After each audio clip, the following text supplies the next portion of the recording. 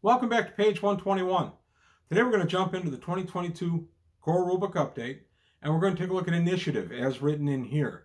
I'm going to go over it, how it's written, and how you should use it per the rulebook, and then I'm going to show you the version I use that I find just works a little bit better for my table. This is just the way we do it. I have veteran players for the most part. I've got one pretty new player, but everybody else has been a veteran for many, many years, and they have no problem with this, the newer way of doing it that I've introduced, and that's what I've been doing for my game for quite a while. I did it the original way out of the core rulebook when I first started my current campaign, and we all found it kind of slow. So this, in my mind, sped it up a little bit, made the combat a little more dynamic, a little more intermixed between the players getting to do actions and everybody's not just sitting there waiting for their turn. It's always changing. It's more fluid. So let me know what you think on that too. I'm interested in feedback on this.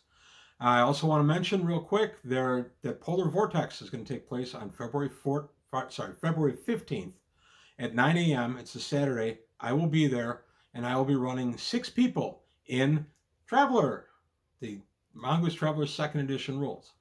And I will provide characters and the figures for the table, the layout for the table, the whole thing. Everything will be me, and I'll be teaching Traveler. I'll do a quick 10-15 minute tutorial. That's all you really need to get started playing Traveler.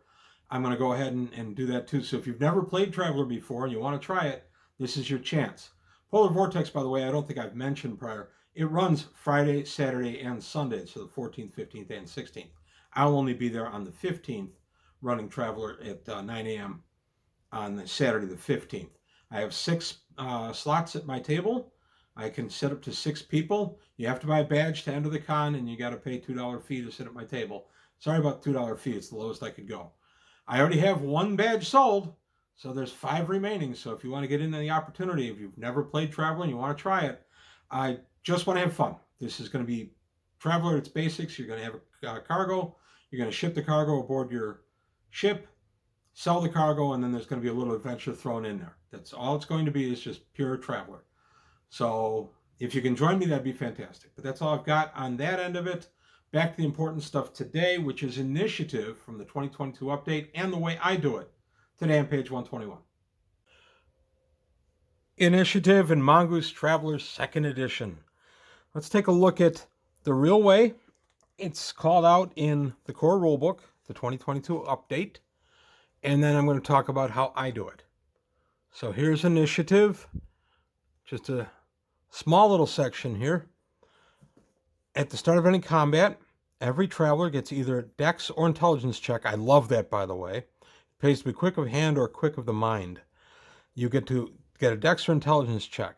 The effect of this check is their initiative for the duration of the combat. So, and will reflect when they get to act in combat round. Those with higher initiatives act quicker than those with lower effects.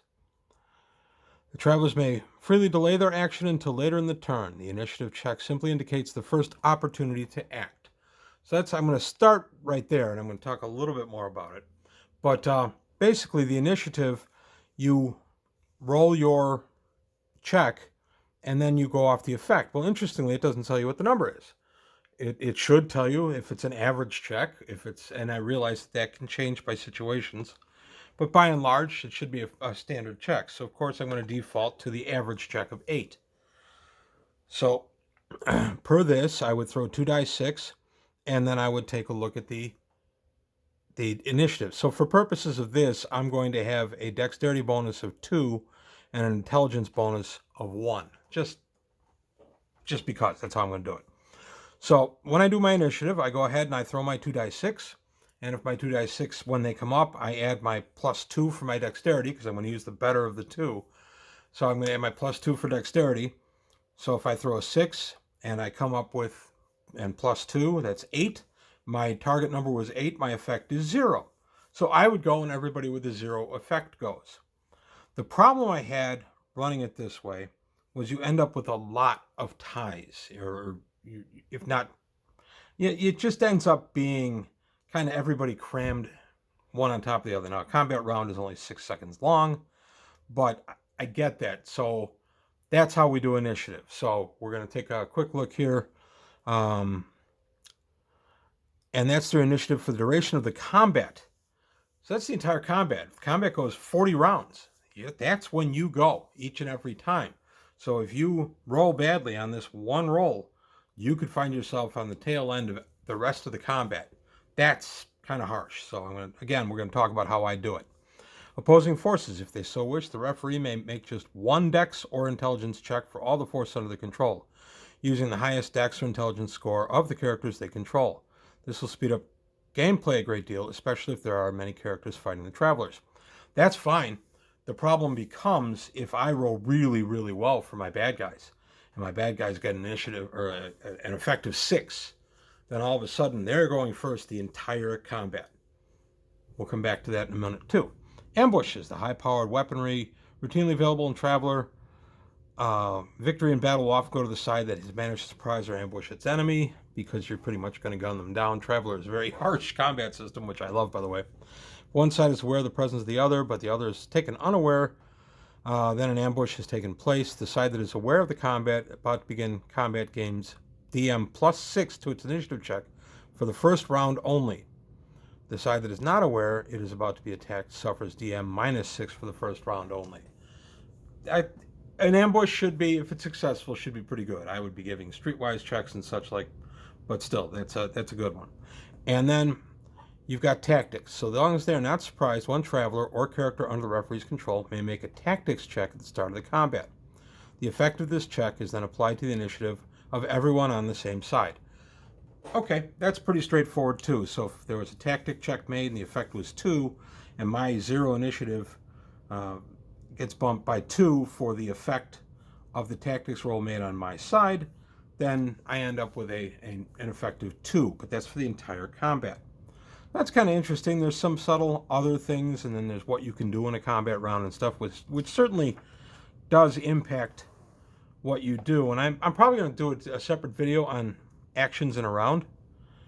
I'm just going to stay with initiative today.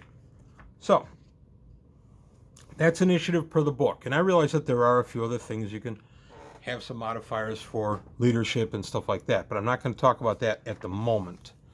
Yeah, here's leadership, and that's more, you get bonuses for checks and things like that. It's kind of neat, and I kind of like the way it's done. And it's only come up a time or two at our table.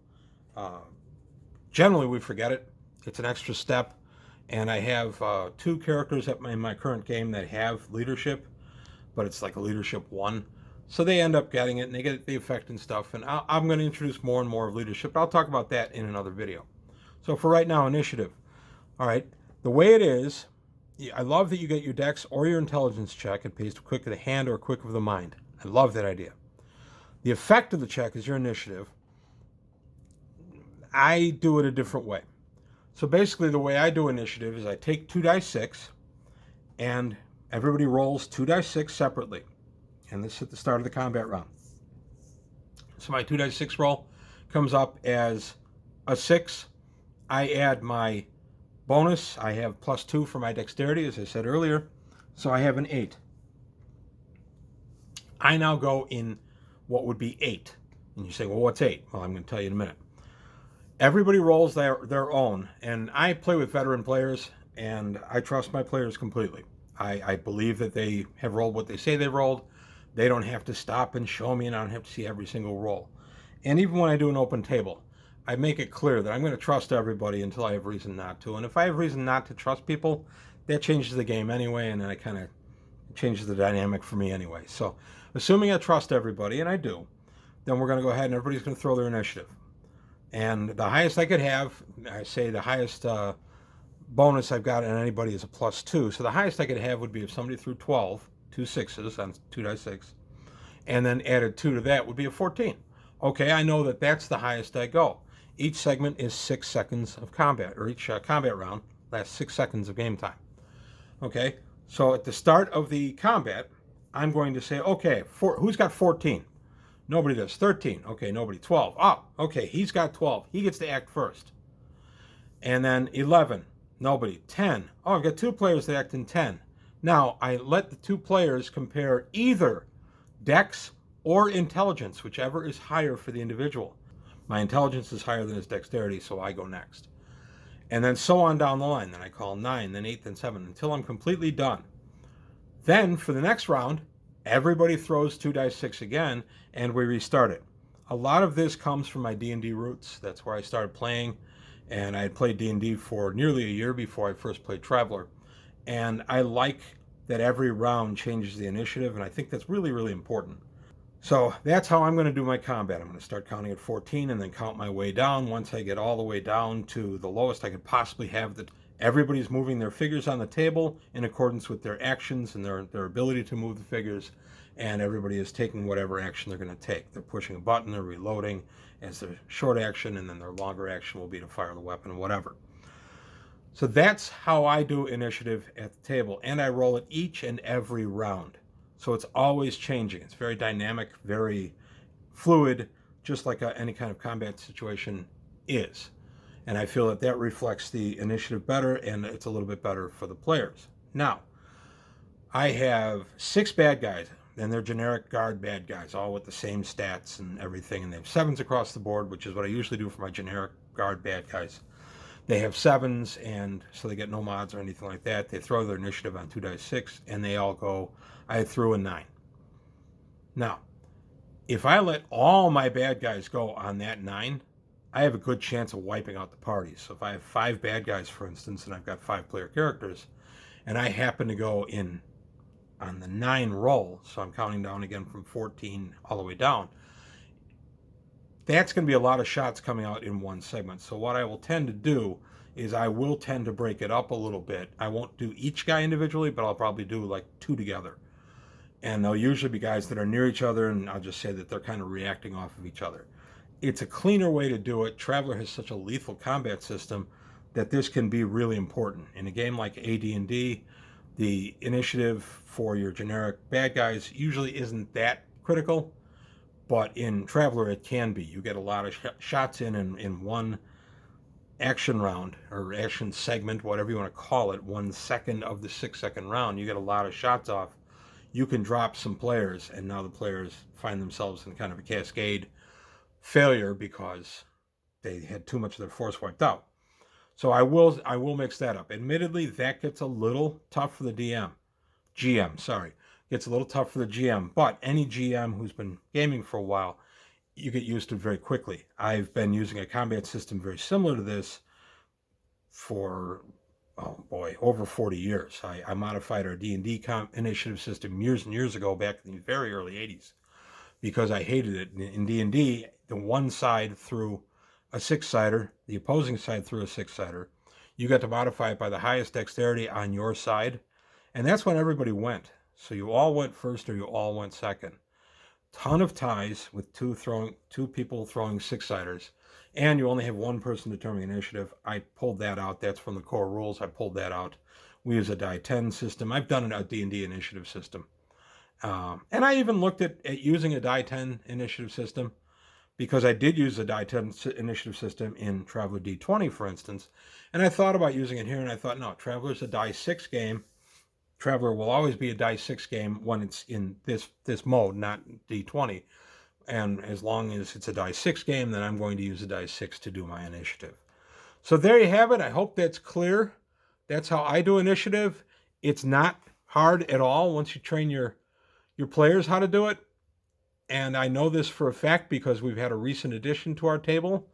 A young lady named May has joined us recently, and she's picked this stuff up immediately, and we've had no issues. So I have proof that here's somebody I'm gamed with for less than 6 months, and she's catching up with this kind of stuff immediately. And she's not even that experienced a gamer. In fact, she'd never played Traveler before until about 2 or 3 sessions ago. So there you have it. I hope you like my alternate way of doing initiative. I find it cleaner, more dynamic. I really prefer it. Let me know what you think. Do you use a different system? Do you use one of the older systems from one of the other versions of Traveler? Or is it house rule, something you made up entirely? Let me know in the comments below. Meanwhile, if you could like and subscribe, I'd appreciate it. Tell your friends. I'm still trying to grow the channel. Take a look at the Patreon, see if you can help me out there. And I want to thank my existing patrons. You guys have helped a ton. You're a lot of the reason why I'm able to show more recent Traveler items, and I've improved some of my tech recently, and it's all courtesy of you guys who are the patrons, so thank you. But that's all I got today in page 121. Thanks for watching, and I'll see you next time.